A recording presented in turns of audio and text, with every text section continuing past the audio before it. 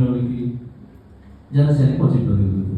So అది కలగకూడదని చెప్పి వాళ్ళు ఏదైతే నా మీద వైసీపీ వాళ్ళు చేసిన ఆరోపణ ఏదైతే ఉన్నాయో అది ఇక్కడ క్లారిటీ ఇస్తూ కూటమి గెలుస్తుంది, కూటమి వస్తుంది అని చెప్పి జై జనసేన, జై కూటమి, జై హింద్ అని చెప్పారు. సో ఎందుకు పెట్టానంటే అది కేవలం వైసీపీ నుంచి ఎక్కువ పేజీల నుంచి వచ్చింది కాబట్టి నేను పెట్టాల్సి వచ్చింది. ఆ జై జనసేన చెప్పాల్సి వచ్చింది. దీనికి